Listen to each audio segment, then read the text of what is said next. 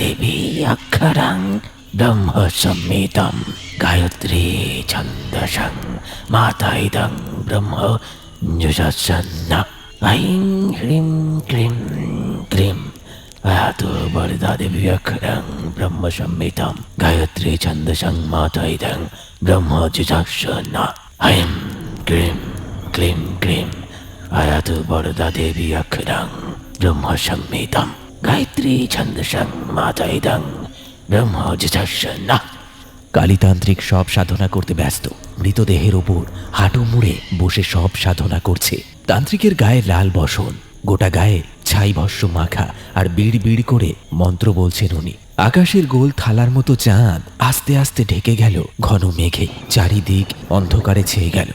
দূর থেকে শিয়াল আর হায়নার দল এসে ঘিরে বসেছে সেই তান্ত্রিকের চারিদিকে। তাদের লোলুপ দৃষ্টি ওই সব দেহের উপর। হ্রিং ক্লিং ক্লিং আয়াতু বরদা দেবী অক্ষরং ব্রহ্ম সম্মিতম গায়ত্রী ছন্দসং মাতা ইদং ব্রহ্ম যশস্যন্ন। সব সাধনা করতে করতে হঠাৎ করেই তান্ত্রিকের সবটা নড়ে ওঠে। কিন্তু তান্ত্রিক তার লক্ষ্য পূরণের উদ্দেশ্যে একদম কঠোরভাবে তন্ত্র ক্রিয়ায় ব্যস্ত।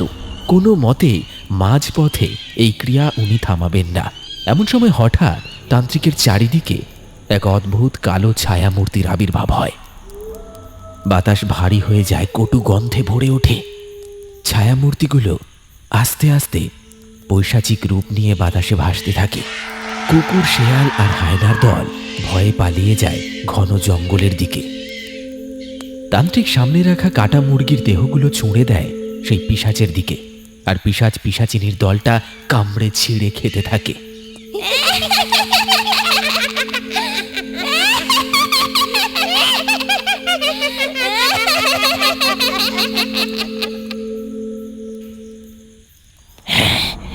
সফল হয়েছে, আমি সফল হয়েছি।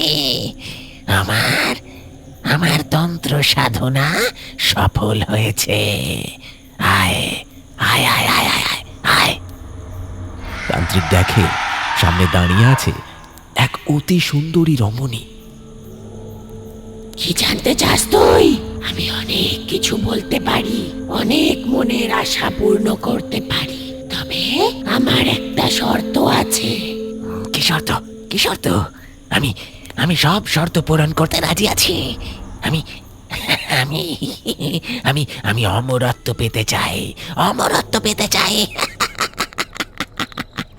তুমি এসো আমার সাথে, তবে একটা কথা মনে রেখো, আমাকে পেতে গেলে তুমি আর অন্য কোনো নারীর সাথে সম্পর্ক স্থাপন করতে পারবে না, তবেই হবে তুমি সমস্ত শক্তির আধার। এসো আমার সাথে, এসো তুমি, এসো। কর্ণ পিশাচিনী চলে যায় জঙ্গলের মধ্যে। তান্ত্রিক মন্ত্রমুগ্ধের মতো পিশাচিনীর পিছু পিছু জঙ্গলের গভীরে প্রবেশ করে।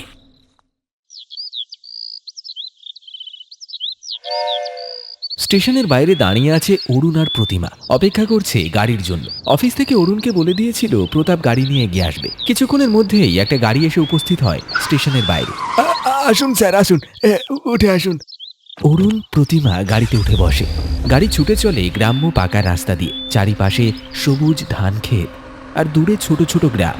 অরুণ এই গ্রামে এসেছে অফিসে নতুন চাকরি পেয়ে। গাড়িটা এসে থামে একদম নির্জন এলাকায়। একটা দোতলা বাড়ি, তার আশেপাশে ঘন বড় গাছ আর একপাশে বিশাল বড় বাঁশবাগান। কি শান্ত পরিবেশ, আমার বাড়িটা ভীষণ পছন্দ হয়েছে। সাবধানে আসো। অরুণ আর প্রতিমা ঘরের ভেতর প্রবেশ করে। আপনাদের ঘরের দেখাশোনা করার জন্য লতা আর তার বর আসবে। তারা এখানে থাকবে। রাতে তারা যে যার বাড়ি চলে যাবে। তবে আপনারা একটু সাবধানে থাকবেন। রাতে কেউ ডাকলে হট করে যেন বেরোবেন না। কেন? নতুন জায়গা দিদিমণি, বুঝতেই তো পারছেন, আর নিরিবিলি। আপনারা নতুন তাই আর কি। প্রতাপ বেরিয়ে যায়। কিছুক্ষণ পরেই সেখানে লতা আর রামু আসে। লতা প্রতিমাকে ভালো করে দেখেই আঁতকে ওঠে। ওরে বাবারে, এবার তাহলে আবার? লতা কিছু বলার আগেই রামু তার হাতটা চেপে ধরে। কি হলো? তুমি ভয় পেলে কেন লতা? না না, কিছু না। প্রতিমা 3 মাসের প্রেগনেন্ট, শরীর এতটা ধকল নিতে পারে না, তাই প্রতিমা বড় ঘরে যায় শুতে। শোয়ার ঘরে একটা বিশাল বড় আয়না। প্রতিমা আয়নার সামনে দাঁড়িয়ে নিজেকে বারবার দেখতে থাকে। হঠাৎ করে প্রতিমা দেখে আয়নায় তার প্রতিবিম্বের বদলে একটা ভয়ঙ্কর নারী মূর্তি কি বিভৎস দৃষ্টিতে চেয়ে আছে তার দিকে, আর ভয়ঙ্করভাবে হেসে ওঠে সেই নারী।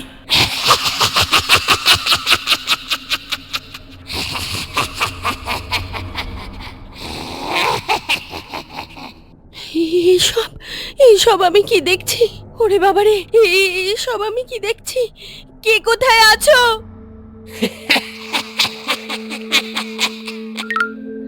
কই, কোথায় গেল? কই, কিছু তো নেই। সবই কি তাহলে আমার চোখের ভুল? প্রতিমা চোখের ভুল ভেবে খাটে শুয়ে বিশ্রাম নিতে শুরু করে। প্রতিমা, প্রতিমা, ওঠো, ওঠো প্রতিমা। প্রতিমা ভয়ে চমকে ওঠে। দেখে সামনে লতা দাঁড়িয়ে আছে। দিদিমণি, আমাদের কাজ হয়ে গেছে, আমরা এখন বাড়ি ফিরে যাচ্ছি। তবে সাবধান, রাতের বেলা কোনো ডাক শুনতে পেলেও সাড়া দেবেন না, একদম সাড়া দেবেন না। সবাই এই একটা কথা বলছে কেন? আমি আমি কি এতক্ষণ স্বপ্ন দেখছিলাম? ঠিক আছে, তুই যা, আমি ঘুমোবো।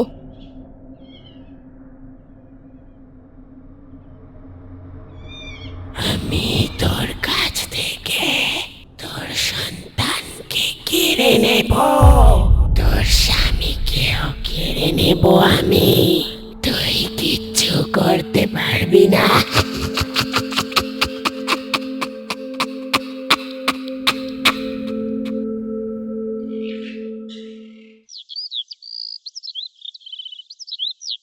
প্রতিমা ভয়ে ঘুম থেকে উঠে পড়ে। দেখে সকাল হয়ে গেছে। সকালবেলা অরুণ কাজে চলে যায়। অফিসে পৌঁছেই তার সাথে দেখা হয় প্রতাপের সাথে। আসুন আসুন অরুণ বাবু, আশা করি আপনার জায়গাটা ভালো লেগেছে। একদম, জায়গাটা খুব শান্ত আর নিরিবিলি। হ্যাঁ, আচ্ছা, আমি শুনছিলাম আমার আগে আমার পোস্টে যিনি এসেছিলেন তিনি নাকি হঠাৎ করে নিরুদ্দেশ হয়ে যান, সেটা কিভাবে? আসলে আমরাও জানি না। নতুন জায়গা, সাবধানে থাকবেন আর মন দিয়ে কাজ করবেন। অরুণ নিজের চেয়ারে বসে কাজ করতে থাকে। এমন সময় অফিসের বেয়ারা তাকে চা দিতে আসে। এখান থেকে চলে যান বাবু, এখানে থাকবেন না। আর ওই ওই বাড়িতে তো একদমই নয়। কেন, কি হয়েছে? আরে ওই জায়গাটা ভালো নয়, ওখানে ওখানে ও থাকে বাবু। না না না না, আমরা নাম নিতে পারবো না বাবু, নাম নিতে পারবো না। আরও কিছু বলতে চাইছিলেন অফিসের বেয়ারা, কিন্তু তার আগেই তাকে স্যার ডেকে নেয়। আরে কি বলতে চাচ্ছিল, যা বাবা, কিছুই তো বুঝতে পারলাম না। এদিকে প্রতিমা ঘরে শুয়েছিল। হঠাৎ তার মনে হলো তার দিকে কেউ এক দৃষ্টি তাকিয়ে আছে, আর তার পেটে একটা শান্ত শীতল হাতের স্পর্শ অনুভব করতেই চমকে উঠল। কে কে কে কে এখানে? প্রতিমার চিৎকারে লতা রান্নাঘর থেকে ছুটে আসে। কি হয়েছে দিদি? আমি আমি এক্ষুনি যেন কারোর স্পর্শ অনুভব করেছি, ডাক শুনেছি। কেউ যেন আমার সন্তানকে ডাকছে। আপনি তো পোয়াতি দিদি, আপনার এখানে আসাটা ঠিক হয়নি। কেন, কি হয়েছে? তা বলতে পারবো না, আমরা সে ব্যাপারে আলোচনা করি না। কিন্তু আপনার এখানে আসাটা উচিত হয়নি দিদি। আমি আপনাকে আবারও বলছি, আপনি এখান থেকে চলে যান। লতা তারপরে কাজে চলে যায়। প্রতিমাকে সে ভালো করে কিছু বলে না।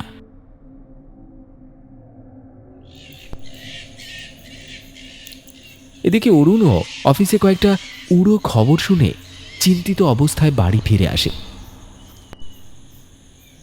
অরুণ আর প্রতিমা খেতে বসেছে তখন। লতা অনেকক্ষণ থেকেই তাদের সামনে দাঁড়িয়ে থাকায় অরুণ বলল, কিছু বলবে? হ্যাঁ দাদা বাবু, আপনারা শহরে মানুষ, এসব বিশ্বাস করবেন না। কিন্তু জায়গাটা ভালো নয় বাবু, আপনারা এখানে থাকবেন না, তাহলে দিদিমণির অনেক বড় ক্ষতি হয়ে যাবে। কেন বলো তো লতা? এখানে রাতে কর্ণপিশাচিনী ঘোরে, কর্ণপিশাচিনী ডেকে নিয়ে যায় পোয়াতি মেয়েদের, তারপরে তাদের সাথে কি করে জানি না। ওই জন্য আমাদের গ্রামে কোনো পোয়াতি মেয়ে মানুষ থাকে না দিদিমণি। তাই নাকি? দিদিমণি হাসবেন না, হাসবেন না। আমি যাই, রাত হয়ে গেলে আমার আবার ভয় লাগবে। লতা বেরিয়ে যায়। প্রতিমা খাওয়া দাওয়া করে শুয়ে পড়ে। অরুণ বসে একটু অফিসের কাজ করছিল। হঠাৎ করেই অরুণ শুনতে পায় একটা নুপুরের শব্দ। কেউ যেন হেঁটে এগিয়ে আসছে, আর তার সাথে তার মনে হয় কেউ যেন তার নাম ধরে ডাকছে। ঘরের বাইরে তাকাতেই দেখতে পায় দরজার পাশে দাঁড়িয়ে আছে সুন্দরী এক মেয়ে, যেন স্বর্গের কোনো অপ্সরা। অরুণ তাকে দেখে মন্ত্রমুগ্ধ হয়ে যায়। এসো, আমার সাথে এসো।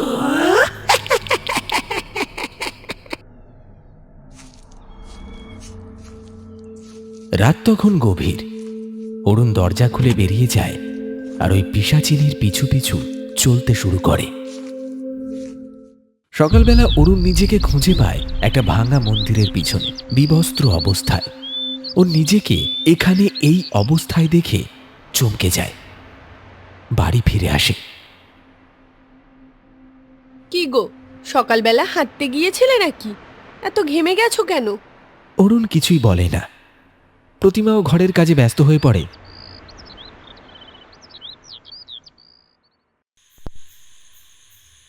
সেদিন রাতের বেলা প্রতিমা ঘরের ছাদে দাঁড়িয়েছিল। বাড়ির পাশেই একটা ছোট্ট বাঁশ বাগান, আর সেই বাঁশ বাগান থেকে একটা অদ্ভুত সুর ভেসে আসে। ঘরের বাইরে বেরিয়ে যায় সেই বাঁশ বাগানের কাছে। অন্ধকারে বাঁশ বাগানের তলে খোলা চুলে দাঁড়িয়ে থাকে। লতা হঠাৎই প্রতিমাকে এই অবস্থায় দেখে চমকে ওঠে। হায় হায়, রাম রাম রাম রাম, মা রক্ষা করো, মা রক্ষা করো। লতা ভয়ে ভয়ে এগিয়ে যায় সেই বাঁশ বাগানের দিকে। গাছের লতা পাতা প্রতিমাকে জড়িয়ে ধরে সেই বাগানের দিকে টেনে নিয়ে চলে যাচ্ছে। জয় মা কালী, জয় মা কালী। হায় হায়, কি বিপদ! রাম রাম রাম রাম রাম রাম রাম রাম রাম রাম। রামু দূর থেকে এইসব দেখে দৌড়ে আসে। হাতে করে আনা গঙ্গা জল প্রতিমার গায়ে ছিটিয়ে দিতেই লতাগুলো বাঁশ বাগানে অদৃশ্য হয়ে যায়। প্রতিমা মাটিতে লুটিয়ে পড়ে।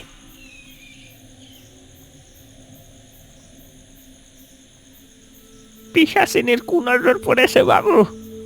আমি বলছি শুনুন, নিজের স্ত্রীকে বাঁচাতে চাইলে এক্ষুনি চলুন। কি সব বলছো তুমি? কি বলছো? যা যা সত্যি তাই বলছি বাবু। এইখানে কর্ণ পিশাচিনী আছে। এক তান্ত্রিক কাপালিক তার কার্যসিদ্ধির জন্যে সেই পিশাচিনীকে জাগিয়েছে, আর সেই পিশাচিনী পুয়াতি মহিলাদের ডেকে নিয়ে চলে যায়। তারপরে তাদের আর খোঁজ পাওয়া যায় না বাবু। এমন সময় প্রতিমার আস্তে আস্তে ঘুম ভাঙে। জ্ঞান ফিরলে তারপরে সে অসম্ভব রকম চিৎকার করতে থাকে। আমি তোর সন্তানকে নিয়ে যাবই, তোরা আমাকে কেউ আটকাতে পারবি না। অরুণ, আমার খুব কষ্ট হচ্ছে। অরুণ, আমাকে বাঁচাও, আমাকে বাঁচাও। এর আগে দুবার আমার সন্তান মারা গেছে। আমি তোর সন্তানকে নিয়ে যাবই, কেউ কিচ্ছু করতে পারবে না। আমি তোর সন্তানকে নিয়ে যাবই। আমাকে বাঁচাও অরুণ, আমাকে বাঁচাও। আমার খুব কষ্ট হচ্ছে অরুণ।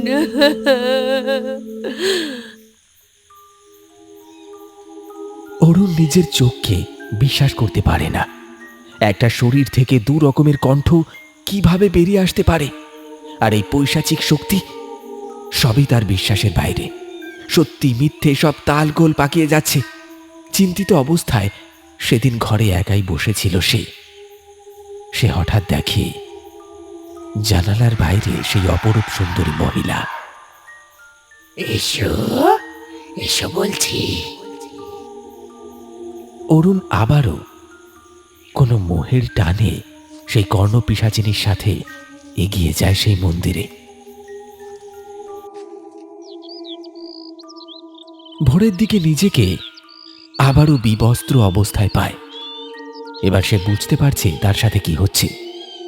সেদিন রামুর সাথে অরুণের ভালোভাবে কথা হয়। আচ্ছা, সত্যি করে বলো তো, এই কর্ণপিশাচিনী আসলে কে? কেমন দেখতে? কি চায়? বাবু, আসলে কর্ণপিশাচিনী হচ্ছে অপদেবী। অনেক শক্তি ওনার।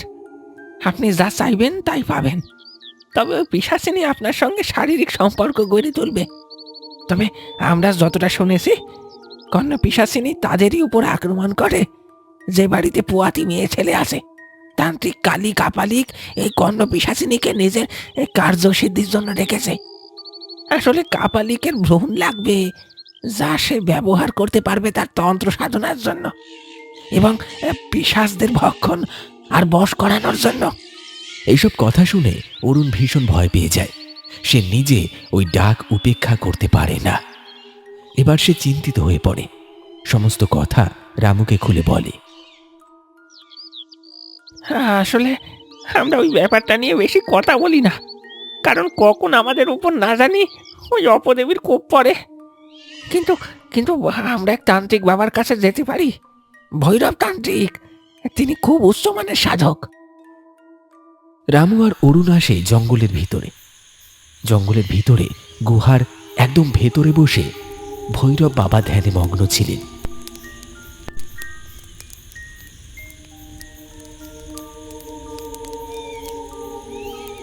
এখানে তোরা কিসের জন্য এসেছিস?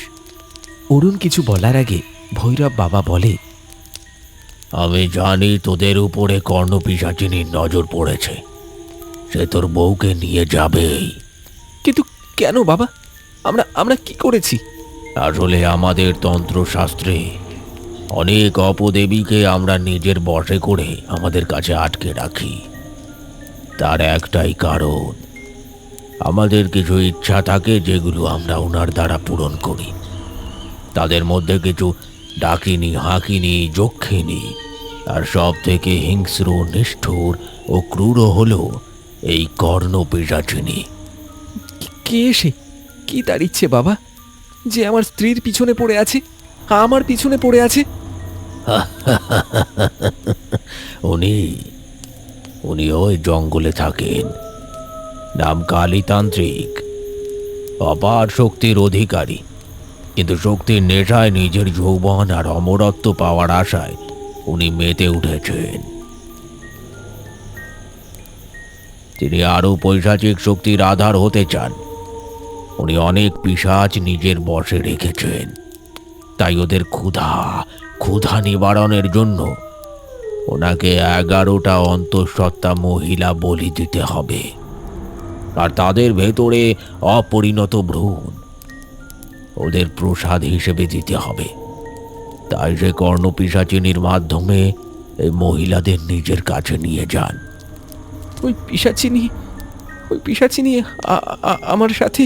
তোকে বশীভূত করে তোর কাছ থেকে অনুমতি নিয়েই তোর স্ত্রীকে নিয়ে যাবে। তোর কাছ থেকে অনুমতি না পেলে তোর স্ত্রীরও কোনো ক্ষতি করতে পারবে না।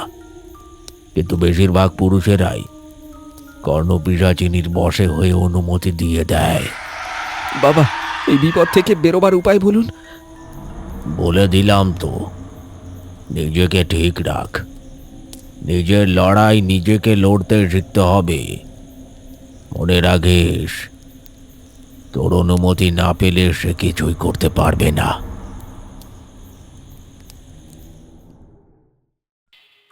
এদিকে বাড়িতে এসে জানতে পারে প্রতিমার সাথে ঘটে গেছে এক ভয়ঙ্কর ঘটনা। অরুণ এসে জানতে পারে প্রতিমা এক ভয়ঙ্কর কাণ্ড ঘটিয়েছে। রান্নাঘরে থাকা খাবার ছড়িয়ে ছিটিয়ে অদ্ভুতভাবে খেয়েছে, মালার উপর আক্রমণ করেছে, তারপরে আবারও সেই বাঁশ বাগানের দিকে দৌড়ে গেছে। ওকে নিয়ে যাওয়ার জন্য আমার অনুমতির দরকার। কই, আমি তো কোনো অনুমতি দিইনি। কিন্তু এখন কি করব? ওই কর্ণপিশাচিনী ডাক আমি এড়াতে পারবো? ও এমনভাবে আমাকে ডাকে, আমি তো ওর বশীভূত হয়ে পড়ি। অরুণ অনেক কিছু মনে করে। তারপর প্রতিমাকে খোঁজার উদ্দেশ্যে বাঁশ বাগানের দিকে যায়।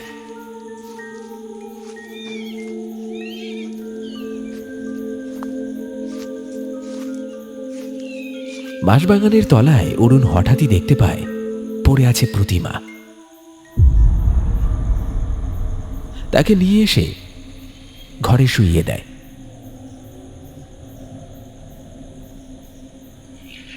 অরুণ বসে বসে শুনতে পায় একটা নুপুরের আওয়াজ। হ্যাঁ, এইদিকেই এগিয়ে আসছে। তবে তবে এবার আর আমাকে বশীকরণ করতে পারবে না। অরুণ সঙ্গে সঙ্গে কানের ভিতরে গুঁজে নেয় মোম তুলো, যাতে তার ডাক সে এড়াতে পারে। প্রতিমার কানেও সে একই পদ্ধতি অবলম্বন করে গুঁজে দেয় মোম তুলো। এসো, আমার কাছে এসো, আমার সাথে চলো, এসো এসো।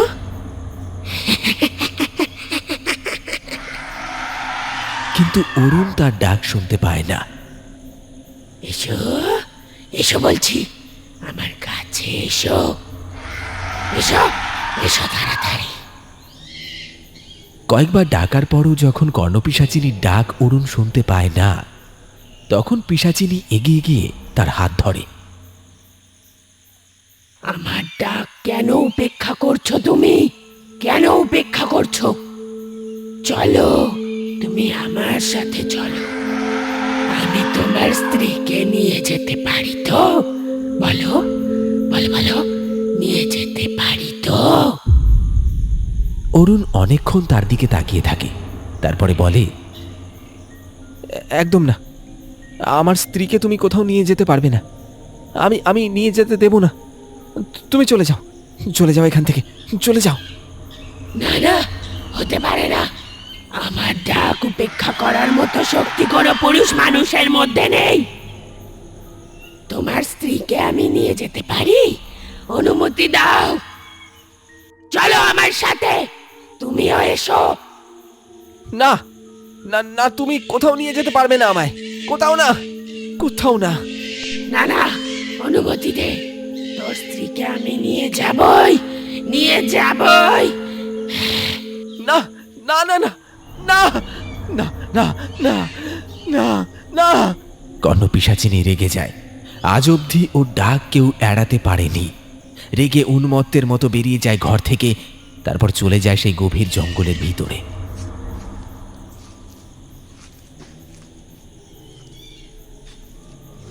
যেখানে বসে তপস্যা করছিলেন কালীতান্ত্রিক। কি ভয়ঙ্কর তার বলিষ্ঠ চেহারা, গোটা গায়ে ছাই ভস্ম মাখা। কিরে, তুই একা কেন? তুই একা কেন? সঙ্গে সেই মহিলা কোথায়?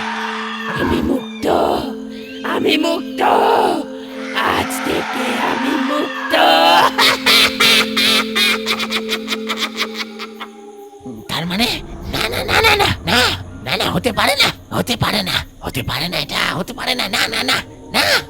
কালীতান্ত্রিক আর কিছু বলার আগেই কর্ণপিশাচিনী তার দিকে এগিয়ে যায়। তার লম্বা নখযুক্ত হাত শরীরের ভেতর প্রবেশ করিয়ে দেয় সে, আর শরীর থেকে টেনে ছিঁড়ে আনে হৃৎপিণ্ড। কালীতান্ত্রিক চিৎকার করে ওঠে।